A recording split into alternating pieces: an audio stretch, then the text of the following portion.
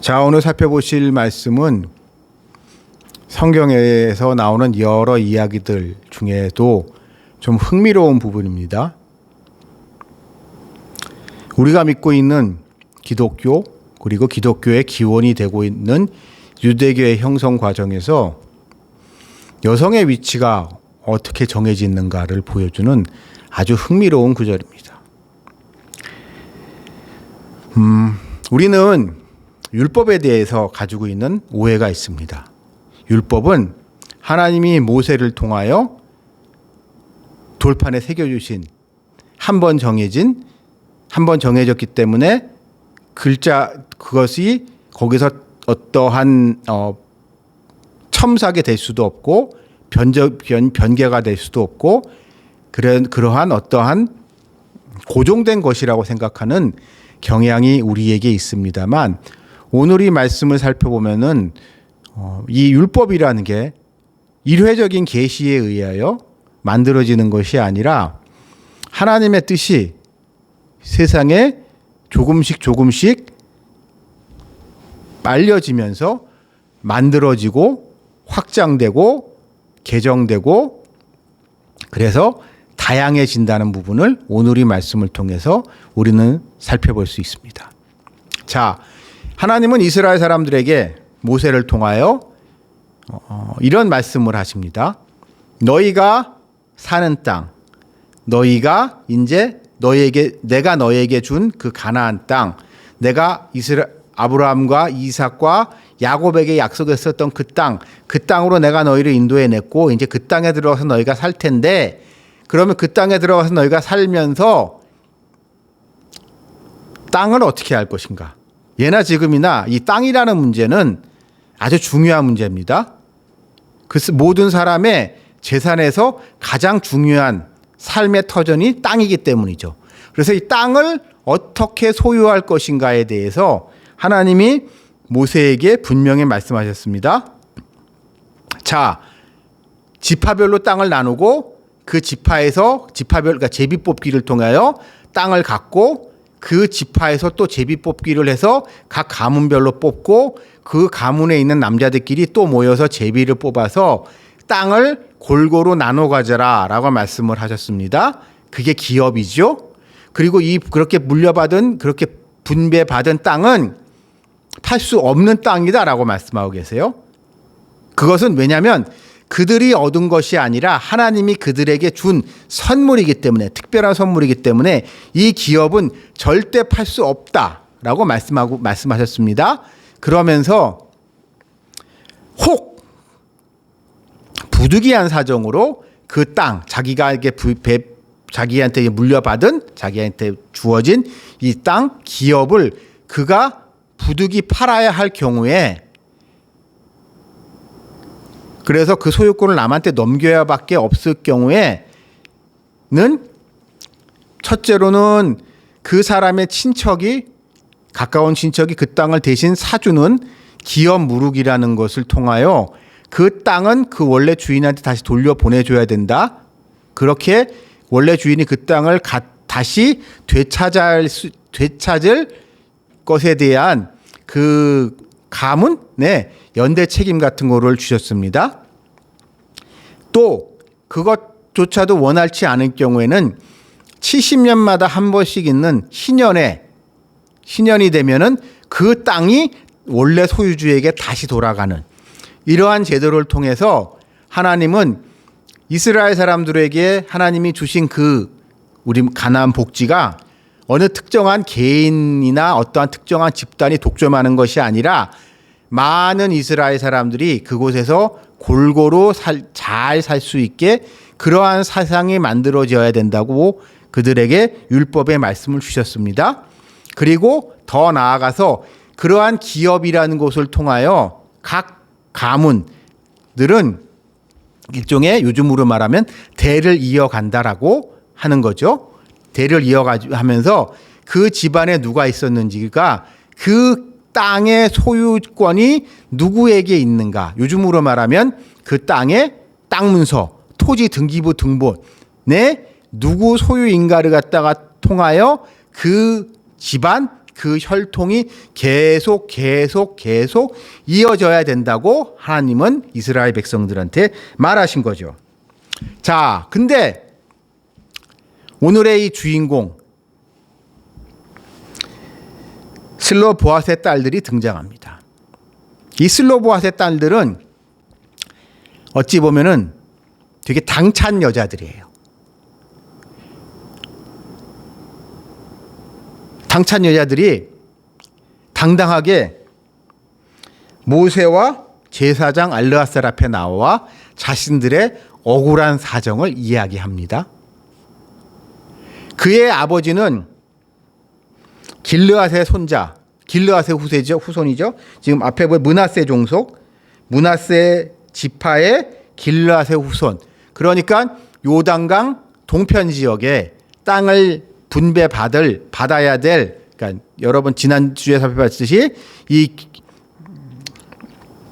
므낫세의 이 자손 중에 특히 마길의 후손들은 요단강을 건너지 않고 요단강을 건너기 전에 길르앗 지방을 스스로 그 지역을 점령을 해서 그 지역을 자기네들의 이 영역으로 생활권으로 삼았다고 말씀드렸죠. 그러면서 그 땅을 그들이 가졌는데, 자, 문제는 정확한 이유는 모르겠지만 그 중에 한 유력한 가문, 중요한 가문 중에 하나인 슬로보앗 가문이 요즘으로 말하면 이제 대가 끊긴 거예요. 아들이 없이 이제 딸만 넷인 상황으로 딸만 다섯인 상황에서 이 슬로보앗이라는 사람이 죽은 겁니다. 그러니까 이 슬로보앗의 후손들 입장에서는 그들이 비록 딸이지만 이 길르앗 지방을 점령하는데 다 이 마길 가문 사람들이 대종이라고 하잖아요. 우리식으로 말하게 되면 이제 이 문중 사람들이 다 같이 가서 그 땅을 정복을 했는데 그거 갖다가 다 정복을 하고 난 다음에 땅을 분배하는 과정에서 자기네 집안만 쏙 빠지게 생긴 거지요. 왜냐하면 아들이 없이 자기 아버지인 슬로보앗이 죽었다는 이유만으로. 그러니까 이 5명의 딸들이 억울한 겁니다.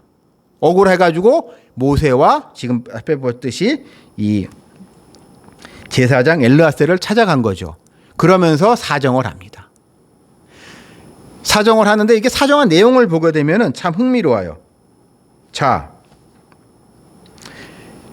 우리 아버지가 광야에서 죽었다. 이 가나안 정복 전쟁이 끝나기 전에 우리 아버지가 돌아가셨는데 우리 아버지는 그렇게 나쁜 사람이 아니었다라는 점을 강조합니다. 즉 흥미로운 게 여기서 고라 무리의 반역에 대한 이야기를 지적을 해요. 다른 사람들은 고라를 중심으로 한 무리가 모세한테 반기를 들고 반란을 일으키죠. 그랬더니 하나님이 화가 나가지고 그 사람들을 다 어떻게 해요? 그냥 땅속으로 팍 끌어들여가지고 한꺼번에 요조를 내시죠. 우리 여러분 아시다시피. 자, 그렇게 고라 자손의 무리도 아니었다 우리 아버지는.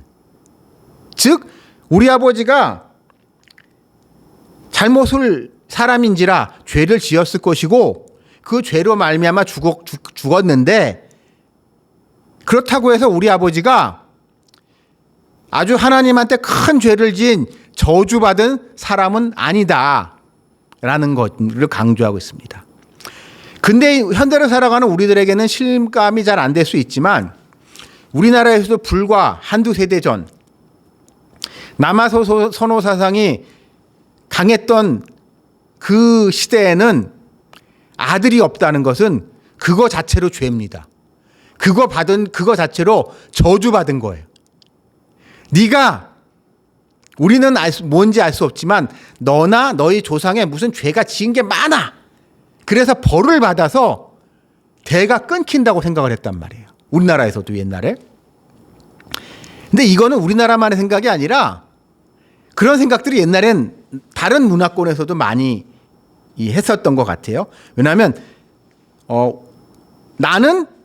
우리는 한 번 왔다 한 번 한 번 태어났다가 한 번 죽지만 내가 자손을 남기면서 이 자손을 타야해서 대대로 이어지면서 나의 존재가 계속 이어진다고 생각을 했기 때문입니다. 고대인들은.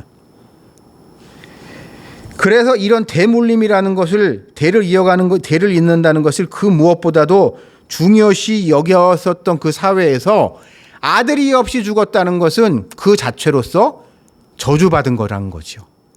근데 지금 이제 이 딸들의 말은 이제 생각을 해보면 고라 자손 같이 하나님한테 큰 죄를 지은 저 반역자들에게는 자손이 없어서 멸손이 되는 것, 멸문지화를 당하는 것가 당연할지 모르겠지만 우리 아버지는 이렇게 잘못한 것도 없는데 왜 우리 가문이 문을 닫아야 되고 우리 가문이 멸문지화를 당해야 되냐라고 이야기를 하면서 항의를 하고 있는 거죠. 그러면서 그렇기 때문에 이 문제를 해결해 달라고 모세와 제사장 엘르아살한테 찾아온 겁니다.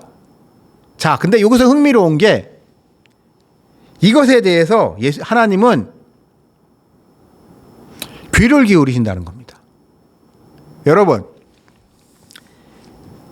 여러분한테 하나님은 과연 어떤 분이신가요? 하나님에겐 여러 가지 다양한 스펙트럼의 모습이 있지만 제가 이해하고 있는 그리고 오늘 이 말씀 속에 하나님은 우리의 원통함을 풀어주시는 신원해 주시는 하나님입니다. 우리의 원한을 품어주시고 우리의 애통한 마음을 해결해 주시는 거죠. 하나님은 우리에게 말씀을 율법이건 계시건 저 하늘에 계셔가지고 툭 던져놓으시고 저 하늘에 앉아 계시면서 우리를 그냥 지켜보고만 계시는 분이 아니라는 겁니다. 하나님은 우리에게 말씀하시지만 또한 우리가 하나님께 하는 우리의 말 또한 듣고 계시는 분입니다. 그렇게 듣고 계시는 이유는 우리가 무엇을 억울해하는지, 무엇을 우리에게 하나님한테 바라는지를 아시고 싶어 하시는 하나님. 그 하나님은 우리의 하나님께 바치는 기도, 하나님께 구하는 우리의 애통한 마음을 아시고 들으시고 응답하신다는 겁니다. 그래서 이 하나님은 모세를 통하여 기가 막힌 해결책을 그들에게 주십니다. 즉, 그 당시 사회로서는 너무나 파격적이었던 조치를 취하시는 겁니다. 그 땅, 아들이 없으니 딸들한테 그 땅을 줘라. 딸들을 통해서 그 가문이 계속 이어지게 해라. 라는 파격적인 말씀을 주고 계신 겁니다. 저는 태어나서 한 번도 제사를 지내본 적이 없어요. 저희 집은 교회를 옛날부터 다녔던 집안이기 때문에 제사라는 거를 지내본 적이 한 번도 없는데요. 우리나라에서도 그런 것 같더라고요. 제사를 지내는 집, 제사를 중요하게 지내는 집에서는 이 제사를 계속 이어갈, 그래서 가문을 이어갈 아들이 있는가 없는가에 대해서 아주 예민한 경우들이 많은 것 같습니다. 그래서 그 가문을 이어갈 아들이 없을 경우에 과연 어떻게 해야 되느냐. 제가 아는 범인, 저희 집은 제사를 안 지내기 때문에 잘은 모르겠지만 우리나라에서 두 가지 케이스가 있습니다. 돌아가신, 그러니까 특히 어느 집안을 따지고 보자고요. 그 집안에 대대로 이제 제사를 지내는 예를 들어서 종손 같은 집이라고 치자고요. 종손이 아들이 없이 딸만 낳다가 딸만 여러 명을 낳다가 아들을 남기지 못하고 그 제사를 지내던 분이 돌아가실 경우에 그 제사를 과연 누가 모실 것인가? 두 가지 초이스가 있습니다. 첫째는 딸이 그 제사를, 딸 중에 한 명이 그 제사를 이어서 하는 경우가 있고, 또 한 가지 케이스는 그 집안에 다른, 그러니까 그 집안에 다른 아들 한 명이 돌아가신 이분의 아버지의 양자가 돼서 그 대를 잇고 제사를 잇게 하는 경우, 두 가지 경우가 있습니다. 크게 봤을 때. 우리나라에서도 이 근데 두 가지 경우 중에 보편적인 경우는 양자를 드리는 거였습니다. 양자를 드려서 양자가 이제 그걸 이어가게, 제사를 이어가게 하는 게 보편적인 경우였던 걸로 알고 있고, 여자가 제사를 이어가는 경우는 이어가는 경우는 우리나라에서는 제가 알기로는 매우 드문 케이스였던 걸로 아는데, 그리고 그게 우리나라만 그런 게 아니라 근대화 이전에 거의 모든 문명권에서 보편적으로 일어나는 현상이었어요. 근데 특이하게 오늘 이 말씀 속에서 하나님은 아들이 없다면 딸이 그것을 계속 이어가게 하라고 오늘 이 말씀을 주신 겁니다. 저는 이 말씀을 보면서 우리 하나님과 우리의 관계가 어떻게 해야 되는지 우리 이제 한번 고민을 하게 됩니다. 하나님은 우리에게 법을 주셨습니다. 어떠한 규칙을 하는 걸 우리에게 만들어 주셨어요. 왜냐하면 이 세상에 율법이라는 걸 여러분 너무 거창하게 생각하지 마시고요. 율법을 좀 이렇게 폭넓게 봤을 때 이 세상에 있는 모든 규칙, 법 이런 거를 갖다가 다 총괄해서 한번 생각을 해봅시다. 그게 왜 만들어졌죠? 하나님이 만드신 겁니다. 하나님은 우리 믿는 자들의 하나님, 교회의 하나님이시기도 하지만 세상의 모든 것을 창조하시고 주관하시는 하나님이십니다. 그 하나님이시기 때문에 그 하나님이 우리에게 이 법을 주셨는데, 이 법을 하나님이 우리에게 주신 이유는 법이 없는 세상은 결국 약육강식이 지배하는 정글이기 때문이죠. 그래서 어느 누구도 편안할 수 없고 만인 대 만인의 투쟁 속에서 힘들게 살아가야지만 해야 되는 건 살아만 가야 되기 때문에 하나님은 우리에게 법이라는 것을, 율법이라는 것을 주셔서 우리가 지켜야 할 규칙을 지키게 하셨고, 대부분의 사람들이 그 규칙대로 그렇게 살아가면서 앞으로 내가 어떤 행동을 했을 때 어떤 결과가 나올 것이고, 그것에 따라서 내가 무엇을 받게 되고, 그것을 잘못했을 경우에 어떤 처벌을 받게 되고, 이런 것이 어느 정도 예측 가능한 삶을 살아가게 하나님은 하였습니다. 그래서 사람들은 일상생활을 어떻게 보면 지루할 수 있지만 너무 하루하루 예측 가능한, 하루하루 평범한 삶을 살아가게 하셨지요. 그러나 세상에는 우리가 예상하지 못했던 돌발 변수라는 것이 늘 있기 마련입니다. 그러니까 제가 오늘 이 말씀을 재미있게 느낀 게 이런 것 같아요. 자, 하나님이 기업이라 땅을 어떻게 가문별로 이 지파별로 분배하고 가문별로 분배하고 이거 같은 거 하실 때, 아들한테 이렇게 하라고 하셨을 때 왜 딸 얘기를 안 하셨을까? 분명히 딸만 있는 집들도 있잖아요. 우리 장모님 같이 이제 딸만 있는 분도 계신데, 그런 사람들이 있었을 텐데 이유는 모르겠지만 하나님은 딸 얘기는, 딸만 있는 집 얘기는 하지 않고 아들이 당연히 있다는 전제하에 이런 이야기를 하셨고, 또 대부분의 집들은 뭐 이렇게 아들 하나씩은 있었나 봐요. 그러다 보니 뭐 그거에 대해서 별 문제 제기를 하지 않았는데, 살다 보니까, 그리고 아마 일정 부분 그랬을 것 같아요. 이게 이 마길의 후에 므낫세 반지파 마길의 후에는 길르앗 지방을 이미 자기네가 차지했잖아요.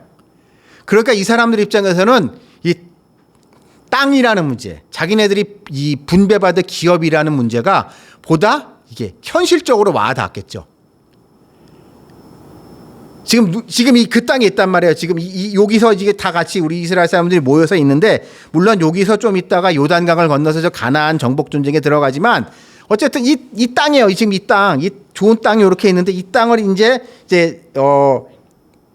이제 마길의 후예들이 이게 다 이것도 나눠 가지고 가져야 되는데, 그러다 보니까 이제 기업을 나누는 문제가 훨씬 더 이게 현실적으로 다가와서 그런지 이게 이제 슬로보아스의 딸들이 이 문제를 제기한 거죠.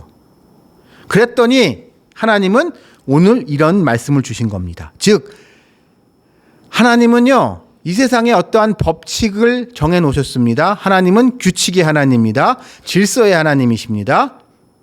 하나님은 창조라는 것은 무질서에서 질서를 만드는 겁니다. 그렇기 때문에 하나님은 질서의 하나님이세요. 근데 그 하나님이 그 만들어 오는 질서에도 우리가 생각하지 못했던 어떠한 틈이라는 것이 있을 수 있는 것이고, 그 틈을 하나님은 그냥 찍어 누르는 게 아니라, 그러면 그런 줄 알아, 찍어 누르는 게 아니라 그 상황 속에서도 억울한 이들의 원망을, 그들의 소원을 듣고 응답하시는 하나십니다. 저는 이런 하나님의 모습을 보면서 우리가 어떤 신앙생활을 해야 되는지를 한번 생각을 해봅니다. 우리의 믿음은 하나님과 인격적인 관계를 맺어가는 겁니다. 하나님에 대한과 인격적인 관계를 맺는다는 것은 하나님을 믿고 하나님을 신뢰한다는 거예요. 하나님의 말씀에 순종하고 그 말씀대로 살아가는 것 당연하지만 그거가 다가 아닙니다. 그러한 종류의 믿음은 기독교가 아닌 다른 모든 종교들이, 어찌 보면 지금 중동 지역에서 난리치고 있는 무슬림들이 그런 면에 있어서 더 수동적이고 기계적이고 문자적이고 철저한 믿음과 그 믿음에 대한 실천을 강조하는 사람들이죠. 근데 기독교는 그거와 달라요.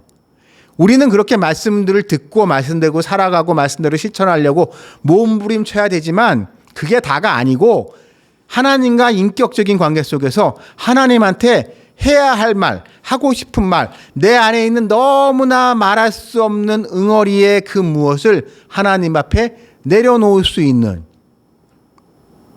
왜냐하면 하나님을 신뢰하기 때문에, 하나님을 사랑하기 때문에, 하나님의 사랑을 믿기 때문에, 하나님이 무서운 분이 아니라, 하나님은 나의 죄를 갖다가 찾아가지고 나를 심판하시는 분이 아니라 나를 사랑하시고 내가 행복하기를 바라시는 그런 분이라는 것을 알기 때문에 하나님을, 그러한 기독교적인 믿음을 가지고 하나님과 인격적인 관계를 맺어 나가는 것, 그런 쌍방향의 커뮤니케이션을 하는 게 기독교입니다. 여러분, 우리는 지금 현대사회를 살아가면서 많은 고민을 하게 됩니다. 많은 사람들, 많은 기독교인들이 나는 말씀대로 산다고 얘기를 해요. 말씀대로 산다고 얘기하는데, 거기서 우리가 가지게 되는 질문 중에 하나, 딜레마 중에 하나는 과연 말씀대로가 무엇인가에 대한 우린 딜레마에 빠지게 됩니다. 여러분, 우리 역설적으로요, 이단들의 특징 중에 하나가 뭐냐면 이단들이 더 말씀대로를 강조합니다. 말씀을 문자적으로 지킬 것을 강조합니다. 그러나 그것은 건전한 신앙이 아니에요. 건전한 신앙은 하나님의 말씀을 문자적으로 지키려고 노력을 해야겠지만, 이 말씀이 우리에게 주고 계신 하나님의 이 말씀 속에 담겨져 있는 하나님의 깊은 속마음이 무엇인지를 알고자 하고, 그 속마음을 따라서 하나님을 기쁘게 하고자 하는 삶, 하나님이 기뻐하시는 삶을 살아가는 것. 그래서 이 땅에서 진정한 하나님의 뜻이 구현될 수 있도록 하나님과 같이 호흡하는 것, 그것이 우리 그리스도인을 향한 하나님의 뜻이며, 또한 이것은 그리스도께서, 말씀이 육신이 되신 그리스도께서 우리에게 가능하게 하신 거죠. 하나님은 믿음의 주에 온전케 하시는 예수께서는 우리와 같은 육신을 가진 사람으로 이 땅에 오셔서 사람일 수밖에 없는, 우리가 가질 수밖에 없는 많은 한계들, 많은 어려움들, 그것으로 인한 많은 원통함을 직접 다 자신의 몸으로 체울하신 예수님, 그 예수님께서 우리의 중보자로서 하나님 우편에 앉아 계시면서 우리를 위하여 중보하시기 때문에 하나님은 우리의 이 애통한 마음에 귀 기울여 주십니다. 그러므로 여러분 우리 하나님 앞에 기도함에 있어서 주저함 없이, 두려움 없이 그 사랑을 믿으면서 기도하시는 여러분들이 되시길 주님의 이름으로 기원합니다. 우리 다 같이 기도하겠습니다.